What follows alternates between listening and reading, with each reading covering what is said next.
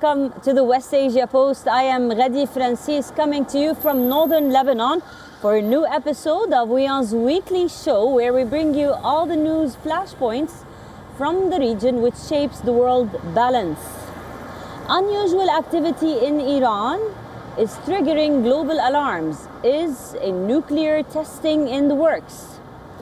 Israel ramps up strikes in Syria and Lebanon as Netanyahu's team says there are new eyes on the Golan. And in Gaza, storms have ripped through camps, tents, and people are still living in the aftermath of the destructive war. All this is lined up, but first, let's take a quick look at the headlines.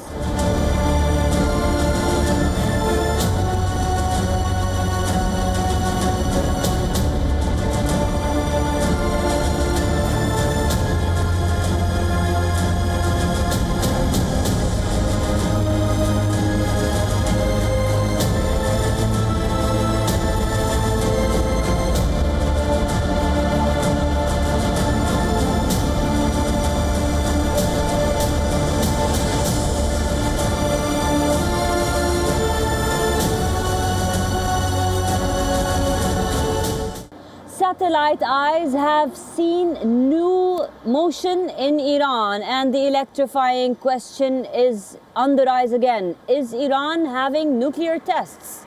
We tell you more. Sirens are not blaring. Missiles are not flying. But in the shadows of West Asia, a new alarm is quietly flashing from a mountainside complex east of Tehran. The Tailgan 2 site inside Iran's Parchin military complex was supposed to be history. Leveled by an Israeli airstrike in October 2024, it was once tied to the Ahmad plan, the secret program Western agencies linked to past nuclear weapons design work. Now satellite imagery shows the story is far from over. Analysts say the satellite imagery shows equipment closely resembles a high explosives containment vessel, the kind of chamber used worldwide to conduct large blasts under control.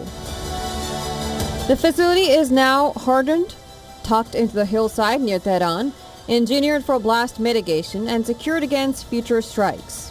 Experts say this is a clear signal of the technical value assigned to the location. The Iranian government denies any nuclear weapons ambitions. Tehran insists its nuclear program serves peaceful energy needs.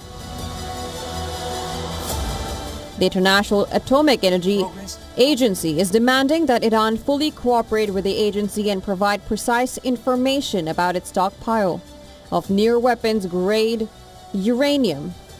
It also wants its inspectors to get access to Iranian nuclear sites. But Iran says agreement with UN nuclear agency is no longer valid. As long as we are a party to the non-proliferation treaty, we see ourselves as bound by it. The problem began when the United States and the Israeli regime sabotaged Iran's peaceful nuclear facilities. They disrupted the normal course of cooperation between Iran and the agency, and they are the ones who should answer for that. Our issue with this resolution and similar moves by the 3 European countries and the US is exactly this. They ignore a very obvious reality. They themselves should be held accountable.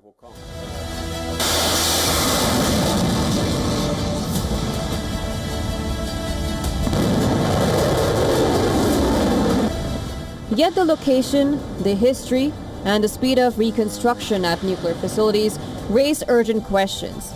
The clock is ticking, construction appears nearly complete. Whatever happens at the next Tailgan 2 could reshape nuclear tensions across West Asia and beyond. The world is watching and waiting.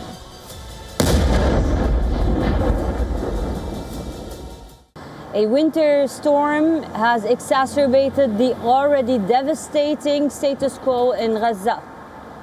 Shelters are being washed away, camps are being destroyed. People of Gaza are suffering in the aftermath after the stormy weather took away their shelters. Take a look.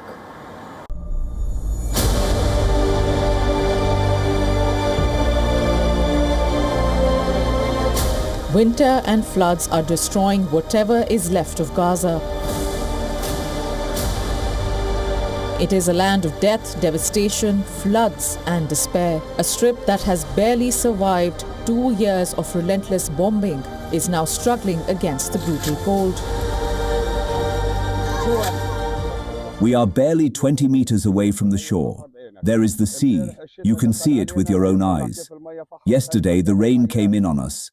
Look how the water created a hole. Look at the water, the wave that came yesterday. Winter storms batter makeshift camps. Tents collapse under rain. Floodwaters sweep through shelters where families try to sleep on mud-soaked floors. Children are shivering without blankets. Mothers are scooping water out of their tents with bowls, trying to save what little they have left. My biggest wish is that they would bring us a caravan to live in during the rain. We can't sleep because of the cold, and as you know, the tent either leaks from underneath or drips over us from the top. We haven't received winter clothes for the children yet, and we can't sleep because of the cold. Instead of attending lectures, Gaza students are forced to search for water and endure harsh weather conditions. With the university building destroyed, students at Al-Aqsa are forced to study in tents inside whatever remains of the university campus. This is not recovery, this is survival. The United Nations warns that shelters across Gaza are no longer shelters at all. They are ruins, leaking, breaking and submerging. With most infrastructure destroyed, even a night of rain becomes a night of fear.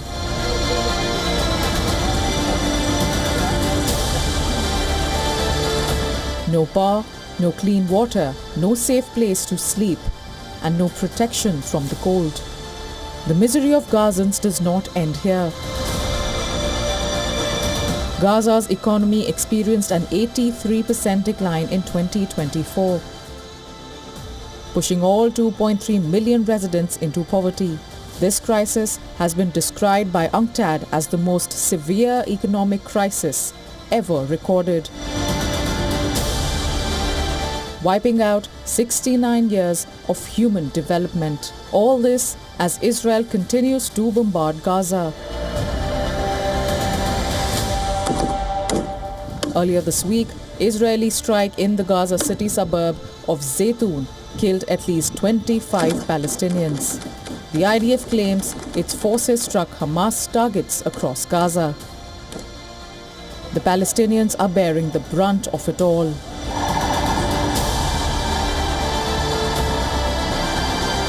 Amid all this, the big question remains: who will govern Gaza? Why is enough aid not trickling in? Who is going to reconstruct the strip, and when?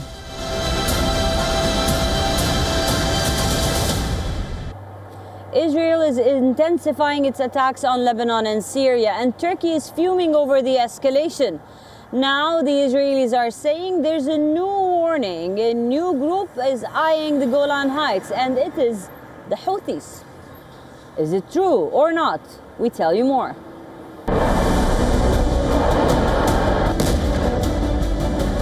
For weeks now, Israel has been increasing its military operations in southern Lebanon, hitting what it calls terrorist infrastructure linked to Hezbollah. Lebanons say the Lebanese army has already taken steps towards disarming Hezbollah, but Israel claims the group is still rebuilding, justifying Tel Aviv's escalation. At the same time, shells and air raids by Israel are hitting targets within Syria. The Israeli government says that foreign militias closely with fears that they could launch a ground push towards the Golan Heights. In a closed hearing before the Israeli Defense Committee, Israel's defense chief says that these militias, including the Houthis, are considering a ground invasion into northern Israel from Syria. He said, "It constitutes an immediate threat to Israel's northern border." Israel also said there is no path to peace with Syria for now, signaling that any temporary calm may be artificial. So what is this escalation about? Israel claims its actions are defensive, aimed at preventing Hezbollah's rearmament and stopping militias from opening a new front on the Golan Heights. But many fear it's more than just security. This is a strategic push to shape the post-2023 war order in the north, and to prevent any Syrian or Iran-backed force from gaining a foothold close to Israel's heartland. Analysts say it is a move towards making a greater Israel. Any spillover to Lebanon or Syria could drag in regional powers. A ground push into the Golan would redraw borders and test whether Israel can defend its northern front without igniting a full-blown multi-front war.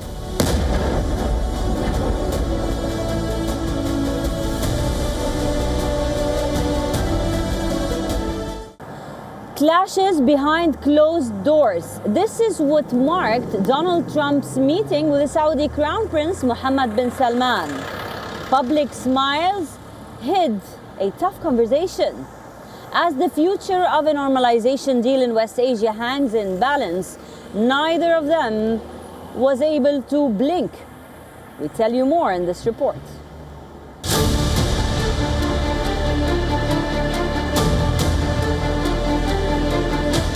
A report by Axios lays bare what really unfolded inside that closed-door meeting between US President Donald Trump and Saudi Crown Prince Mohammed bin Salman on November 18th.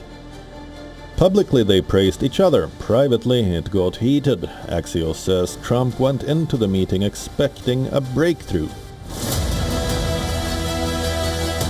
The war in Gaza is over. Iran's nuclear program has been, in Trump's words, totally obliterated. And the White House believed the time was right for Saudi Arabia to join the Abraham Accords. But when Trump pressed hard, MBS pushed back just as hard. According to Axios, the Crown Prince was clear. He wants normalization with Israel, but not now, as Saudi public opinion is deeply anti-Israel after the Gaza war. MBS said Saudi society isn't ready. The conversation, one official put it, was marked by disappointment and irritation. Trump tried repeatedly to convince him. MBS stood his ground, and he laid out his condition. Any peace deal with Saudi Arabia requires Israel to agree to an irreversible, credible, and time-bound path to a Palestinian state.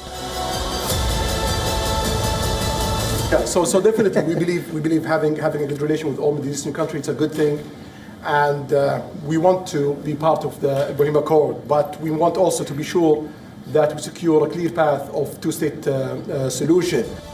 A red line for Israel's current government. Axios reports that MBS never said no to normalization, just not now. And while the two leaders discussed weapons too, including Trump's public promise to give Saudi Arabia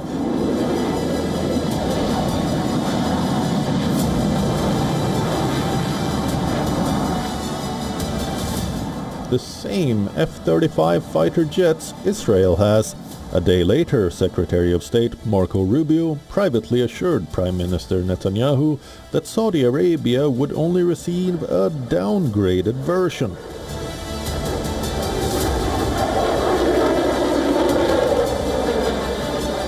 Axios also reported that didn't come up in the meeting.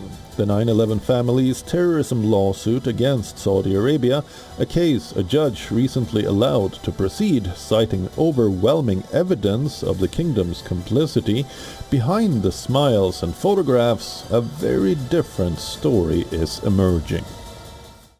Ancient history meeting newest kinds of technology. In Israel, researchers have utilized the artificial intelligence to dig in medieval Jewish papers. Take a look. For more than 100 years, scholars have pored over the Cairo Geniza, the biggest collection of medieval Jewish documents ever found. But even after decades of work, only a fraction of its 400,000 documents have been properly studied. Many still lie in fragments. But now, researchers in Israel are turning to artificial intelligence to decipher what human eyes simply could not cover alone. A team working on the Midrash transcription project is training an AI model to read and transcribe these ancient scripts in Hebrew, Arabic, Aramic, and even Yiddish. The technology does what would take scholars years. That's our next step now, to try to compare the transcriptions with known texts and define which texts are close to ones we already know and others we didn't know before, and that's the exciting stuff, to discover the unknown. Currently it's the unknown unknown, we don't know. It can cross-reference names, track words across thousands of documents, and even match disordered fragments back into complete manuscripts. Researchers say the goal is to constantly improve the machine's ability to decode these handwritten texts, some of them 1,000 years old. And when the AI struggles, human scholars step in, review the transcriptions, and feed that learning back to the system. The project is funded by the European Research Council and builds on the National Library of Israel's digital database, bringing together experts from universities across continents. Among the documents already transcribed, a remarkable 16th century Yiddish letter from a widow in Jerusalem to her son in Egypt. His reply, written in the margins, describing his struggle to survive a plague sweeping through Cairo. The Geniza itself, found in the Ben Ezra synagogue, was a sacred storehouse where Jewish communities deposited important but worn-out documents for eventual burial. Medieval Cairo, a city that outshone Damascus and Baghdad. A global hub of trade, science and learning, a thriving Jewish community that grew with refugees from Spain. Maimonides himself worshipped in the same synagogue. Some of his writings lie inside this collection. Now with AI, researchers say they may finally be able to map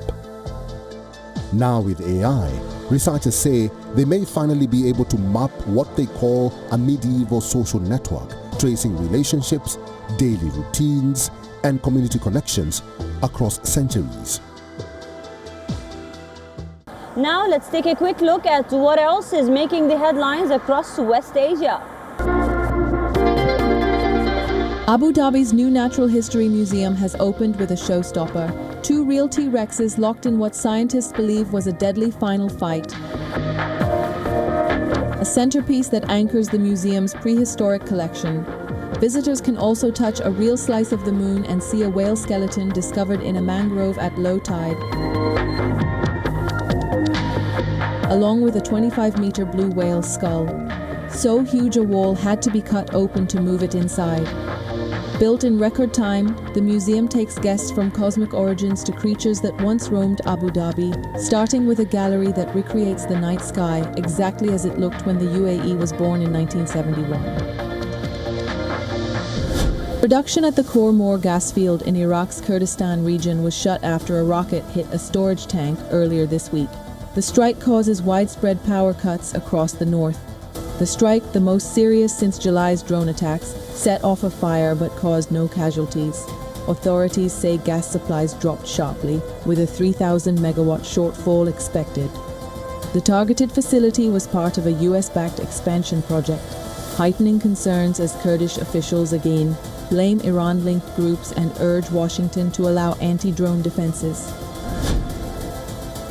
Israel is set to resettle more than 5,800 members of India's BNI Manash Jewish community in the Galilee region of the northern occupied territories. The Jewish agency says the Israeli cabinet has approved the plan submitted by Immigration Minister Ophir Sofer. The community, from Mizoram and Manipur, will undergo conversion courses, housing support and Hebrew training, costs that will need a special budget. A delegation of rabbis is expected to travel to India soon to begin the process. That's all we have for you on this episode of the West Asia Post. I will see you next week with a brand new lineup, always bringing you the most recent updates, news and ground reports from the world's most volatile region. I'm your host, Radi Francis, signing off from WION in northern Lebanon. And you're watching WION, World is One.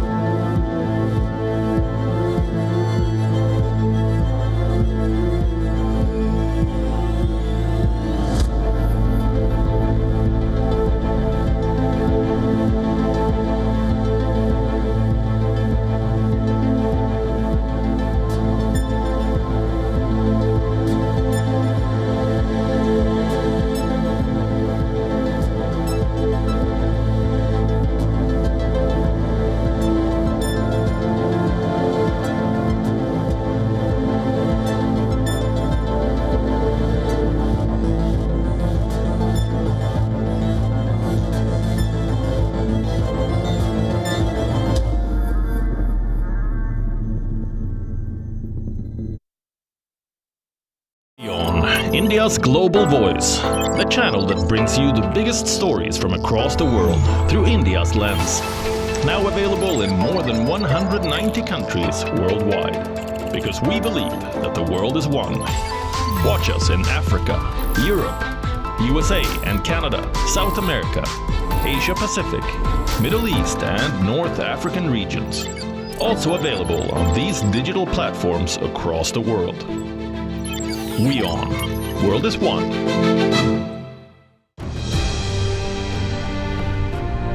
Dharmendra, the he-man of Indian cinema, died at 89. This week, we look at the legacy he leaves behind. No rare facts about the legendary actor. Ye Viru hai. And pay a tribute to all the Sholay stars who are no longer with us.